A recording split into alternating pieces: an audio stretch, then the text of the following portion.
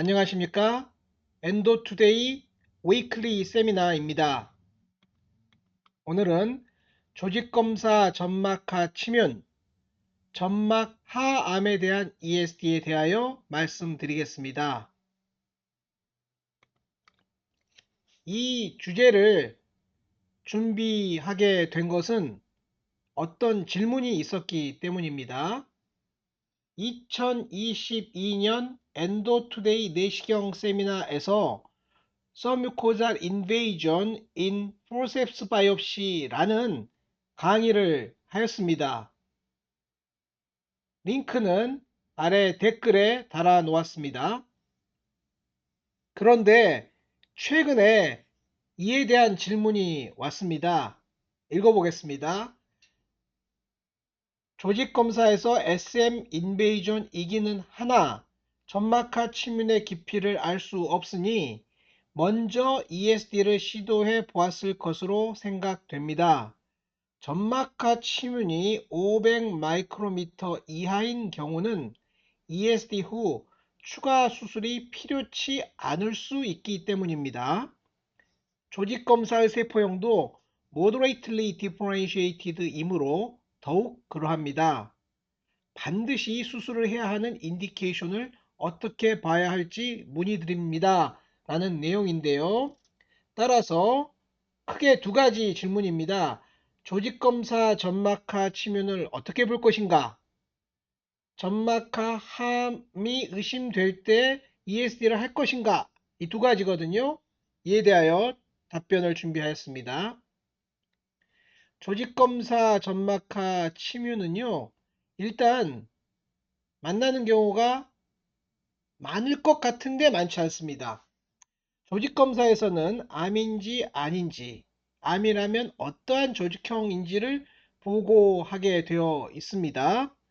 병리 의사들의 경우 작은 샘플로 큰 병을 대표하는 진단명을 붙일 수 없기 때문에 조직형도 대부분 우세한 서브타입을 보고하고 있습니다.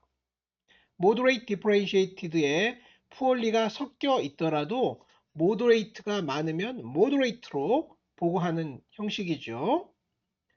조직검사에서 간혹 점막하 침윤이나 lymphatic invasion이나 기타 여러 의미가 명확하지 않은 소견들이 발견될 수도 있는데요. 이것을 보고해야 할지 보고하지 않아야 할지 명확하지 않습니다. 일단은 보고하도록 되어 있지는 않습니다. 반대로 보고하지 말자고 되어 있는 것도 아닌거든요. 따라서 병리의사의 관리에 따라 현저한 경우는 보고하기도 한다 라고 볼 수밖에 없습니다. 2022년 유튜브 강의 동영상에서 설명드린 증례는 이 증례고요. 65세 남성이고 건강검진 내시경에서 조기위암이 발견되었고 ESD를 위해 의뢰되셨는데요. 초기검사에서 조직검사에서 뚜렷한 SM 인베이전이 관찰되었습니다. 매우 뚜렷했습니다. 제가 조직검사 루페 사진에서 동그라미를 그려 놓았는데요. 머스큘라리스 뮤코자 아래에 뚜렷하게 많은 양의 튜머가 있었거든요. 따라서 병리 결과도 서뮤코자 인베이전이 있다 라고 보고가 되었고, 따라서 비록 ESD를 위하여 의뢰되었지만 수술을 권했고요. 수술 결과는 이와 같았습니다. 모더레이트 디퍼렌시에이티드 아데노카시노마고 3cm가 넘었고요. 3번, 5번 림프절과 4번, 6번 림프절 둘 다 페리게스트릭 노드거든요. 페리게스트릭 노드에 림프절 전이가 있었는데 개수가 두 개를 넘었습니다. 두 개까지가 N1이고 두 개가 넘으면 N2가 되지 않습니까? 따라서 8판 AJCC TNM 스테이징에 따르면 T1B고요. T1이죠. 그리고 N2입니다. T1B, N2이므로 스테이지 2A고 아주번트 케모세라피에 적응증이 되는 환자였고 그렇게 치료를 하였습니다. 수술 병리를 보시면 제가 붉은색으로 동그라미 그린 이 부분이 매시브한 서브코잘 인베이전이 있었던 부분이고요. 조직형은 moderate differentiated 이었고, 머슬층 아주 근접까지 deep SM 인베이전이 있었으며, 아주 많은 엔도림페틱 튜머 엠볼라이가 보였고요. 따라서 림프절도 N2까지 4개나 전이가 확인되었던 것입니다. 이와 같은 환자는 관심을 가지고 살펴보면 가끔 만날 수 있는데요.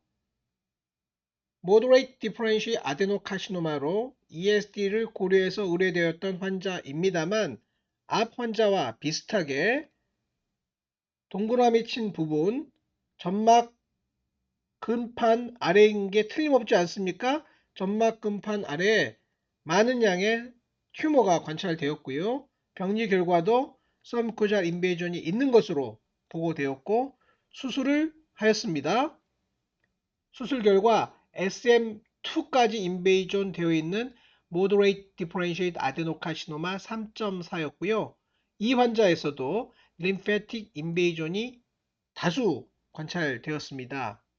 그러나 림프절 전이는 하나만 있었고요. 따라서 앞 환자와 비슷하게 T1B입니다만 N은 1이 되겠습니다. 스테이지 1B고요. 스테이지 1B에서는 아주반트 케모테라피의 대상이 되지는 않고, 환자가 하고 싶어도 할 수 있는 합리적인 방법도 없습니다. 따라서 수술을 하지 않고 경과 관찰을 하였던 환자입니다. 병리 소견을 보면 제가 머스큘라리스 뮤코사 부분에 붉은 선을 그었는데요. 그 하단 부분은 모두 점막하 침윤 소견이었습니다. 요약하면 조직검사 점막하 침윤으로 수술한 환자의 대부분은 실제로 점막하 혹은 그 이상의 침윤이 있었다는 게 저의 경험이고요. 매우 많은 환자 사진을 보여드릴 수도 있습니다. 그러나 조직검사에서 점막하 침윤을 보고할지 말지에 대한 병리 의사의 리포팅 습관은 다 다른 거고요. 컨센서스가 필요합니다. 이게 컨센서스가 있어야만 이를 바탕으로 의미 있는 임상적 연구를 할 수 있는데요. 현재는 컨센서스가 없는 거고, 그 많은 병리 슬라이드를 다 검토해서 다시 확인하기도 어렵기 때문에 몇몇 전문가의 개인적 견해에 의존해서 판단을 할 수밖에 없다. 임상적 의의에 대한 연구가 전무한 실정이다 라고 요약할 수 있겠습니다. 두 번째 이슈는 점막하층 침윤이 의심될 때 ESD를 해도 되는가 부분인데요. 이게 매우 중요한 슬라이드입니다. 인디케이션과 크라이테리아는 다르다. 인디케이션은 치료 전에 보는 거고, ESD 인디케이션 되는 환자를 셀렉션 하는 역할을 하는 거고요. 크라이테리아는 치료 이후에 어디셔널 서저리를 필요로 하는지 보는 거고, 예후를 예측하는 겁니다. 인디케이션과 크라이테리아는 다르다. 시술 전에 보는 것과 시술 후에 보는 것이 전혀 다르다. 이 개념이 명확해야 되는데요. 심평원 적응증에서도 명확하지 않고요. 심평원에서 얘기하는 게 인디케이션인지 크라이테리아인지, 그리고 뭐 교수님들이 강의할 때 얘기하시는 게 지금 인디케이션을 얘기하고 계신 건지 크라이테리아를 얘기하고 계신 건지 매우 헷갈리거든요. 인디케이션은 치료 전에 보는 것이다. 환자를 셀렉션할 때는 인디케이션을 가지고 셀렉션하는 거고요. ESD를 하고 난 다음에 수술할 환자를 고를 때에는 크라이테리아로 고르는 겁니다. 일반적으로 인디케이션은 점마감입니다. 클래식 어프로치인데요. 일본에서 ESD를 셋업하는 과정에서 여러 연구자들이 모여 셋업한 내용을 위와 장, 이또조죠. 영어로는 스토막 인테스틴이라고 부르기도 하는데요.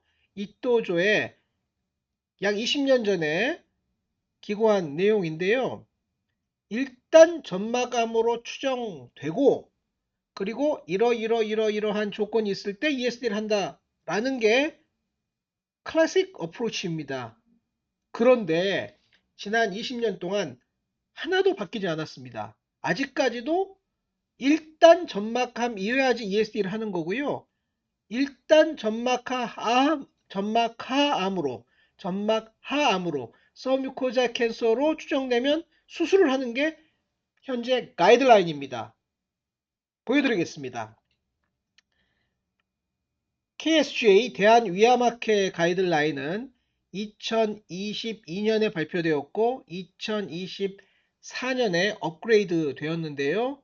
이 부분은 전혀 바뀌지 않았습니다. 보시면 맨 왼쪽이 박스로 친 부분이 클리니컬리 T1A일 때, 즉 클리니컬리 점막암으로 되었을 때 이러이러한 조건이는 ESD를 하고 Absolute Indication, 애매하면 Expanded Indication을 하고 더 애매하면 컨디셔널이다 이렇게 나와 있는 거거든요. 그 두 번째 박스가 T1B고요. 점막하암입니다. 점막하암은 화살표가 하나입니다. 수술. 따라서 클리니컬리 점막암으로 의심되면 ESD를 할까 말까 고민을 하지만 클리니컬리 점막하암으로 의심이 되면 수술을 한다. 이게 현재의 KSGA 대한위암학회 가이드라인입니다. 이 가이드라인 따라서 내시경으로 점막암이 의심되지만 ESD를 하였고 그 최종 병리 결과 이건 크라이테리아입니다. 이 크라이테리아에 맞춰서 팔로우를 할지 수술을 할지 정하는 건데요. 이 크라이테리아의 세 번째가 500 마이크로미터 이하의 점막하암이거든요. 이 경우는 경과 관찰할 수 있다라는 겁니다. 즉 내시경으로 보기에는 점막암처럼 생각이 되었으나 막상 해보았더니 마이뉴트한 500 마이크로미터 이하의 점막하암으로 나온 경우에 경과 관찰을 한다는 것이지, 처음에 점막암인지 점막하암인지 전혀 상관없이 일단 떼고 500 마이크로미터 이하이니까 ESD 후 경과 관찰을 한다가 아닌 겁니다. 점막암인데 500 마이크로미터 이하는 그래도 상대적으로 경한 편인 거고요. 처음에 점막하암처럼 생각이 돼서 ESD를 했는데 500 마이크로미터 이하로 나오는 것은 훨씬 더 심한 상황일 수 있거든요. 따라서 현재까지 KSGA 2022년 발표 2024년 개정 가이드라인에 따르면 일단 점막암이어야 하고, 그러한 조건 하에 ESD를 했을 때 500 마이크로미터 이하를 경과 관찰한다 라는 게 합리적인 제안입니다. 2020년에 KSG와 대한소화기 학회지에 각각 영문과 우리말로 가이드라인이 나왔는데요. 똑같습니다. 보시면 엔도스코피칼리 뮤코잘 캔서, 뮤코잘 캔서, 뮤코잘 캔서 계속 반복됩니다. 즉 엔도스코피칼리 서뮤코잘 캔서가 의심되면 수술을 하는 게 현재의 가이드라인입니다. 일본은 어떠냐? 일본도 똑같습니다. 보시면 점막암일 때 ESD를 하고 ESD를 해서 이쿠라가 어떻고 해서 경과 관찰하고 수술할 환자를 권하는 거지, 내시경상 점막하암으로 추정되면 화살표가 하나입니다. 수술. 그래서 점막하암이 예상되는데 ESD를 해보고 그 다음 얘기한다는 것은 말하자면 아웃 오브 가이드라인이다. 가이드라인에서 공유되지 않는 내용입니다. 가이드라인을 정확히 보시면 그렇게 되어 있습니다. 제가 일전에 요코하마에 가서 ESD 연구에 참석했었는데요. 당시 일본 위암 치료 가이드라인이 개정된 것을 발견해서 한 권 사왔습니다. 여러분 아시는지 모르겠으나 일본은 먼저 일본말로 가이드라인을 만들고요. 2, 3년 후에 영어로 써서 발표를 합니다. 따라서 이번에 나온 위암 가이드라인 개정판은 아마도 2027년이나 8년에 영어로 볼 수 있을 텐데요. 따라서 미리 찾아서 살짝 볼 필요가 있습니다. AI를 이용해서 번역해서 보셔도 되고요. 중요한 것은 다 보시면 점막암으로 쓰여 있습니다. EMR, ESD, 인디케이션의 점막암, 점막암, 점막암, 점막암. 점막 하암에 대해서 ESD를 한다라는 것은 어디에도 없는 이야기입니다. 점막 하암 추정해서 ESD를 하는 것은 어느 가이드라인에도 없는 내용이고요. 인디케이션이 아니라 크라이테리아에서 500 마이크로미터 이하일 때 조심스럽게 경고 관찰할 수 있다라는 내용인데 이것을 다들 명확하게 구분하지 못하고 머릿속에서 약간 혼선이 생겨가지고요. 이게 인디케이션인지 이게 크라이테리아였는지 헷갈린 나머지 점막하암이라 하더라도 깊지 않으니까 ESD를 해보는 게 어떨까요? 이런 생각을 하는 건데요. 긍정적으로 생각하면 다이아그노스틱 ESD라고 할 수 있습니다. 크라이테리아에 따른 ESD가 아니고요. 그냥 다이아그노스틱 ESD라고 할 수 있습니다. 이를 말로 설명해 보면 점막 하층까지 침윤된 암이 의심되면 ESD를 하지 않는 것이 현재까지의 가이드라인입니다. 그냥 수술입니다. 점막 하층으로 의심되면 수술입니다. 그러나 모든 치료를 가이드라인에 따라 하는 것은 아니지 않습니까? 수술의 고위험군, 환자께서 강력히 요청하는 경우, 다이아그노스틱 ESD가 필요하면 ESD를 시도할 수 있다고 생각합니다. 그러나 환자에게 명확히 말씀드리고 시작하는 게 좋을 것 같습니다. 가이드라인 바깥에 해당하는 치료이다. 가이드라인에 따르면 당연히 수술을 받으셔야 되는데요. 환자분은 수술의 고위험군이고 또 특별히 본인께서 내시경 치료를 받겠다고 하시니 어쩔 수 없이 다이어그노스틱 개념으로 ESD를 해볼 수는 있으나 가이드라인에 권유되는 바는 아니다 라는 것을 명시적으로 밝히고 이건 가이드라인도 아니고 심평원 기준 바깥이기 때문에 표준급여가 아닌 치료비 본인 부담과 비슷한 개념인 우리나라의 매우 특이한 제도인 선별급여 선별급여라 하더라도 뭐 아주 비싸진 않습니다.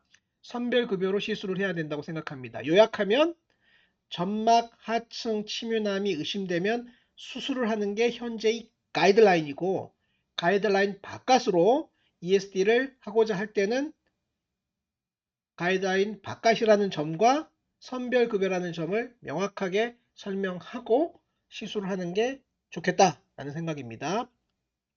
ESD 후에는 크라이테리아를 타이트하게 적용할 필요가 있습니다. 특히 점막 하암으로 의심됐던 경우는 더욱 타이트하게 적용해야 하는데요. 치료 전과 치료 후에 환자 생각이 다를 수 있다는 점을 반드시 고려해야 됩니다. 즉, ESD 전에는요, 치료 전에는 병리학적 완전 절제 크라이테리아에 해당하지 않으면 수술을 받아야 합니다. 라고 환자에게 여러 번 설명드렸고요. 환자도 그렇게 하겠습니다. 라고 실제로 답변을 하셨다 하더라도 들어갈 때 나오고 나올 때 다르다라는 이야기 있지 않습니까? 실제로 ESD를 받으시고 적어도 눈에 보이는 걸 다 제거했다라는 이야기를 들으면 비록 재발 위험이 높다 하더라도 수술을 권했음에도 불구하고 수술하지 않는 환자가 우리나라에서도 30 내지 50%가 됩니다. 즉, 다이아그노스틱 ESD를 했는데 그거를 치료적 ESD로 그냥 잘못 받아들이는 거죠. 환자를 불필요하게 위험에 빠뜨리는 일입니다.